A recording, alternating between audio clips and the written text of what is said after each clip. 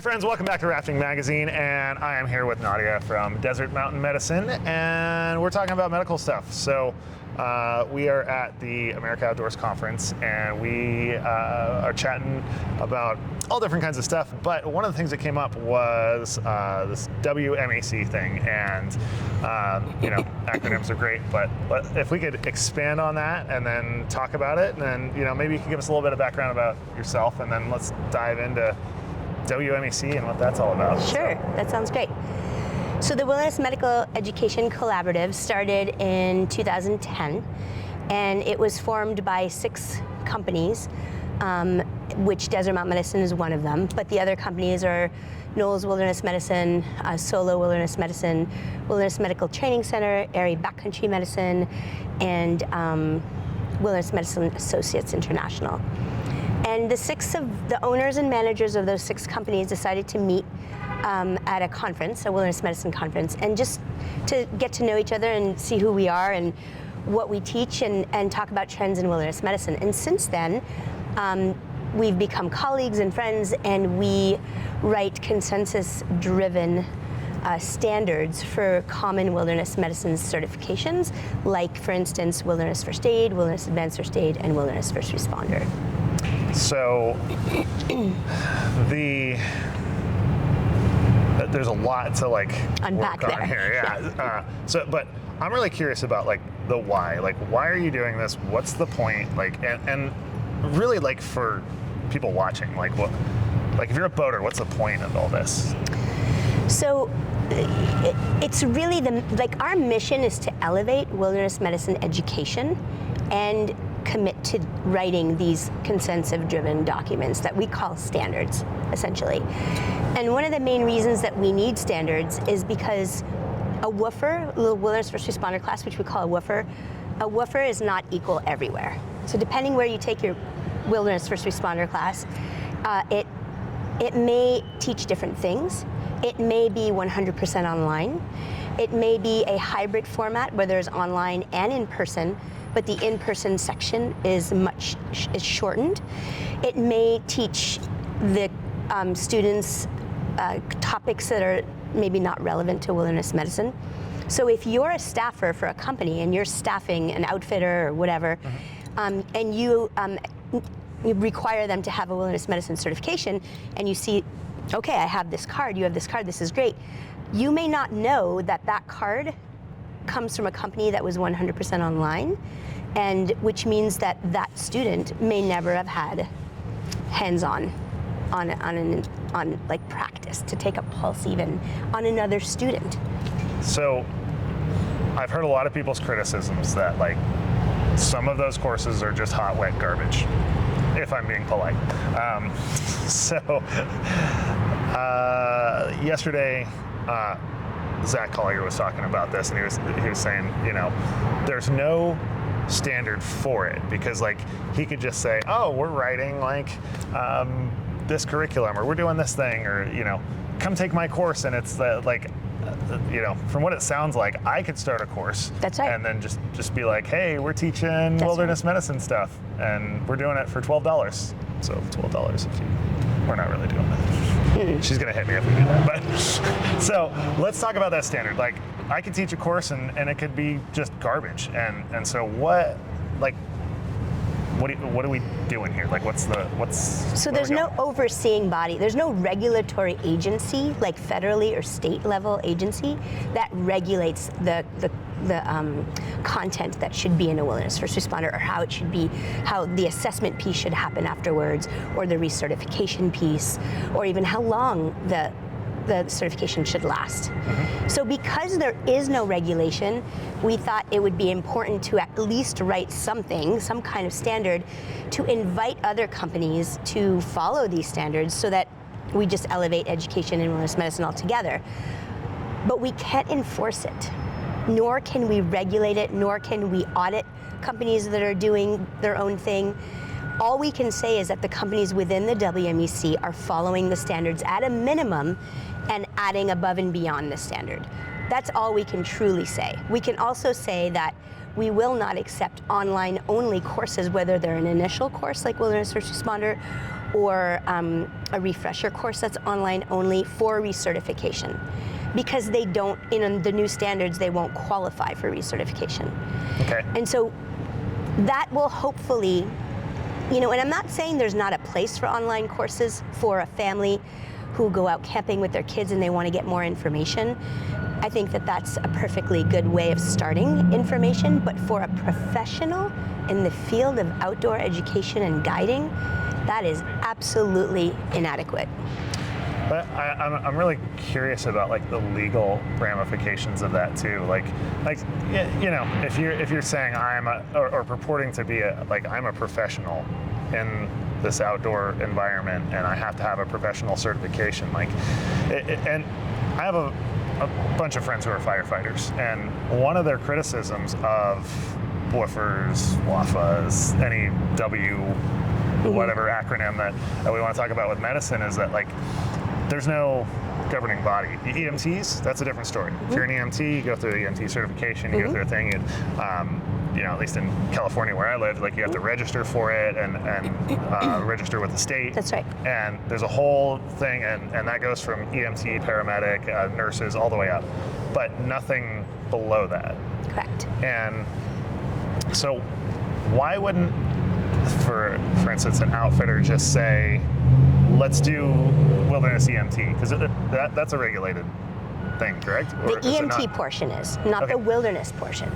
So the EMT, the EMT training, in every EMT course, wilderness EMT course, initial course, there'll be about a 200-hour, give or take, EMT training course at a basic level. And then they add on a wilderness module, which makes it a wilderness EMT, in addition to that EMT basic training. So that's more of a higher certification than EMT because it has an extra module. It has a wilderness, yeah. I mean, maybe not a higher certification, but obviously the student will have gone through more advanced training. That's right. In a specific focus. That's right. So why wouldn't we do It's a good EMT question. over any of this other It's stuff? a good question. It's a long course. It's expensive, and it is a lot of work to recertify. And what's the time commitment for a WWOOFer versus EMT? Anywhere between, for a WWOOFer that is within the standard for at least 45 hours in person, it would be 5 to 10 days, ish, depending on the company. So it's still a bit of a commitment, but Correct. But an EMT is a whole semester. gotcha. Or a month long if you're taking it as a wilderness EMT, like through Knowles Wilderness Medicine, for instance. Gotcha. And obviously the cost of that increases Yes. quite a bit. Yes. So for first year guides, we have kind of basic standards. Let's talk about the basicness of standards. And we were talking about this off camera, but there's, in other countries the standards are much higher. That's right. And in the United States, let's talk about standards. I mean, what industry standard?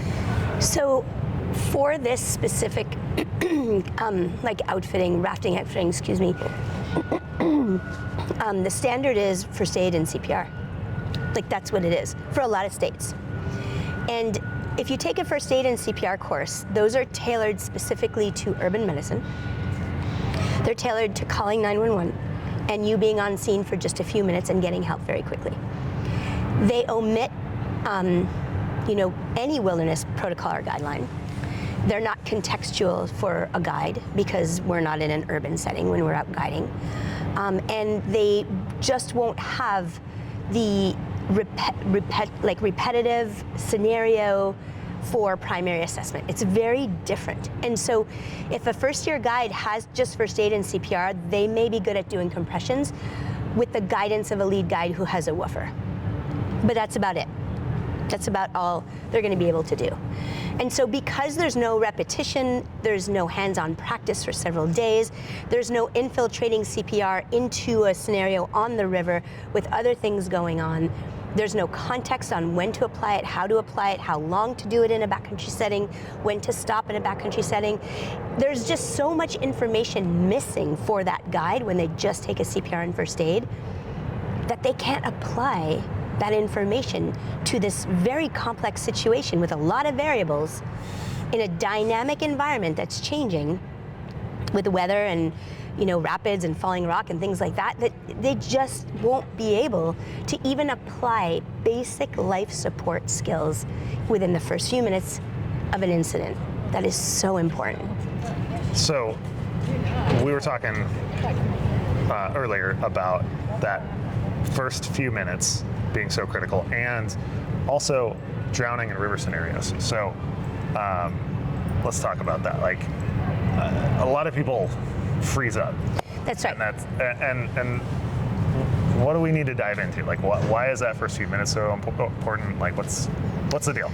So the first few minutes on scene of an incident matters, because everything that you need to find in the first few minutes are the life threats. So what's killing my patient right now, and what do I need to do about it?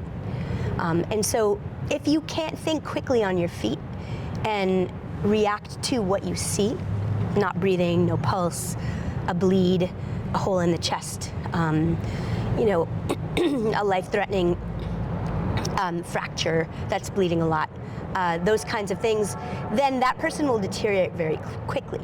And in addition to that, if you don't react quickly and that person deteriorates, help is not right a few minutes away. Help is usually, potentially 4 to 5 hours out, depending on where you are, right? Even roadside rivers, help might be 30 minutes, 15 minutes away, but that's in a perfectly good situation that doesn't happen very often.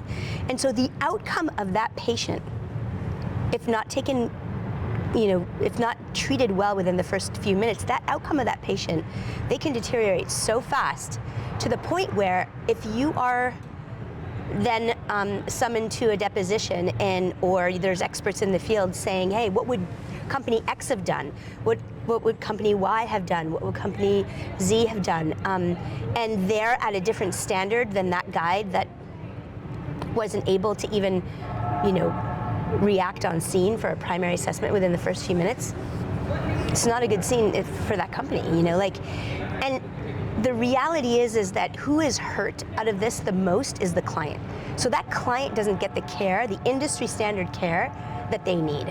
And when you think of it, if you were to send your mom or loved one on a rafting trip and she got dumped in the water and had a terrible swim, wouldn't you want your mother to be taken care of at a certain level that is an industry standard level, just like any other client? And if they weren't taken care of that way and there was a negative outcome, like how would that make you feel? It's funny even as a guide how you feel from it too, because I was actually in a scenario like this on the South Fork American River. I was going down river, guide in front of me hits a rock, and then gal and her daughter hit each other, and I'm a huge helmet nerd, and I've been on this helmet crusade for a while now, but they hit each other, they both bounce out of the boat. Gal goes underneath the boat, the mom, and aspirates water, and then she becomes unresponsive, and then it's like, what do we do next? And I have some reflections and criticisms of the incident and what could have happened and things like that. They were wearing helmets, which is great, so that helped, but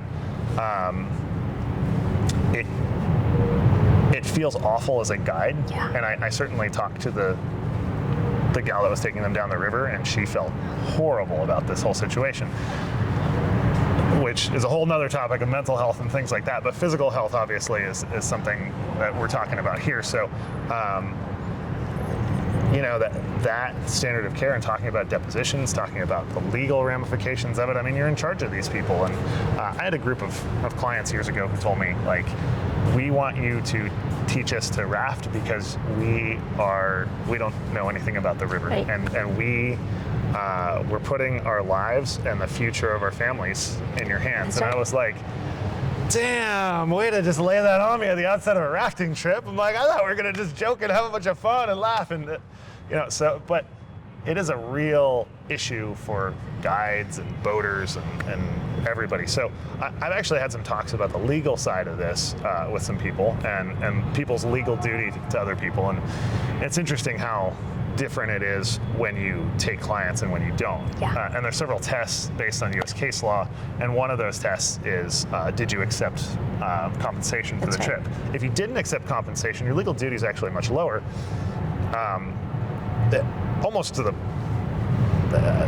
point of being somewhat non-existent, but there is some like blatant negligence things. But in the U.S. anyway, in most states, you don't have much of a legal duty if you're not accepting compensation. But if you are, that legal duty rises quite a bit. So maybe you can talk about that from a medical standpoint. Yeah, so you have a standard of care, and you must respond to whatever is going on with your client and or other guides. And so that's a really good point. I'm glad you brought this up, because that standard of care means that if someone's unresponsive in the water, you pull them back in your boat, and you have to do basic life support skills like open an airway, check for a pulse, those kinds of things. And if you had to breathe for them, you have to breathe for them at that moment, which means if you don't have your PPE with you, you can't wait for it. You have to start rescue breathing. You can't wait for gloves. You have to start CPR. You can't, if you don't have your personal first aid next to you and all the equipment near you, just like a throw bag would be right next to you on your boat, same thing. You have to have all that near you, and you have to start care. And you have no choice. That, you are number one, and your clients are also something you need to, people that you need to care for. So the scene has to be safe before you start care. But once you've deemed that safe and you can actually start care, that is your duty to that patient. And so you don't have a choice. It's funny that you say that. It's like we don't have a choice. We have to do this. That's right. Like if you're, a whole team of TLs and I'm sorry, like a trip leader and their whole team, there'll be strengths, and people will have different strengths, right? So maybe the TL their strength is getting on the sat phone and organizing from a bird's eye view. And maybe another guide's strength is the medicine piece. So like if there are several guides around, maybe the TL will say, hey, so-and-so, you start the medical care. So maybe the TL gets out of that duty to care one-on-one with the patient and is able to do other things that contribute to this incident, right? So when I say you have no choice, as a team, you place the strongest person with the strongest, in the job that they would do like best any at. good TL should do. Exactly. So when I say you don't have a choice to perform the medical skills, you do if you have a team. But if you're alone, you happen to be alone with that patient at that time, then you don't have a choice. Gotcha. Does that kind of make sense? Yeah. So you could have a choice depending how many people are there. So like one boat trips, that guide has the responsibility of everything if it's just one guide. And if boats are spaced out too far apart, which is a pet peeve of mine as well, Zach was talking about that yesterday, then you are alone until other boats appear, And so that is much more risky because it's much harder to deal with a situation alone than your team of guides. And so it's more than just the medicine, it's the whole risk management from, before you ever leave the boathouse to putting on the river and then taking out, and driving back, like everything, all of that is really important, that the team is there to help and that you're not alone. But if you find yourself alone, you better have really, really solid skills, well-rounded skills, not just in the medicine. And that's tough because I see a lot of trips where people are getting spaced so far out they don't even see each other. That's right. And that's a whole nother topic to talk about, but it's interesting that you mentioned the standard of care when people are so spaced out that it's like you can't even see them, and it doesn't even they have no idea what is going on in your boat. They have no idea what incident it might be you might be undertaking, and it's just poor management on the river. So this actually, and it's funny because even if you're right together, like this actually happened in that incident I referenced earlier, is that I didn't know that she aspirated water. Right. And that she was unresponsive. Right. I pulled in and was gonna jump off some rocks with some clients. I had no idea. Right. And so that communication, it was quickly apparent, and that communication happened really quickly, which is awesome on the guide's part to be like, hey, look, this is what's up. We got a problem. And I'm like, oh crap, everybody come, we got work to do. Yeah. So that was kind of a big deal. It's a good learning experience, though. For sure. For you moving forward after that, I bet you were thinking about, okay, how would I do this better? What do I need to do? What skills do I want to attain to be better at whatever thing you were doing as part of that incident? I mean, that's a good experience to have. It's unfortunate to the demise of another person, but those experiences, you learn so much, and it kind of is a wake-up call, you know? And the good thing is that she actually came out of this incident. Okay. Good. Which is good. We got her to the hospital. Everything was good. But, you know, and so the team management thing is something I definitely want to talk with you about in a different video. But, you know, just the standards, like, I agree with you. It's super important. And I think when guides start to understand from a legal perspective that they have a legal duty, it creates like a different mindset. So I think like these standards are great. I'm glad you're doing it. I'm glad somebody's out there doing that because, you know, I say this a lot to a lot of people that I'm with. Like if we don't self-regulate, someone's going to come in and regulate for us. That's right. And it's better if people who have stinky shorts and messed up life jackets are regulating this stuff instead of people who smell nice and have nice suits. That's right. Are telling us what to do because they don't necessarily know That's what right. we're doing. So yeah, I agree. It's a tough thing. But so if people want to learn about the standards, where do we? So they can go to the website WildMed Collaborative, WildMed educationcollaborative.org, wildmededucationcollaborative.org. So we'll drop that below so that y'all can check that out to see what those standards are because I think if we have a standardized system, it adds a lot more value to our woofers and, you know, I don't want to pay, especially if you're going to pay a bunch of money already, you might as well pay money for the good training that's actually going to work. Absolutely. You don't think about it until it's an issue. And a couple tips for outfitters that are especially staffers, the folks that are going to be hiring staff, especially this year. A lot of people may have those certs already, the ones that are online, and may not know that they won't be able to recertify. And so asking early what cert they have. So you can find more information on the WMEC site at wildmededucationcollaborative.org. You can call any of the companies that are part of the WMEC as well.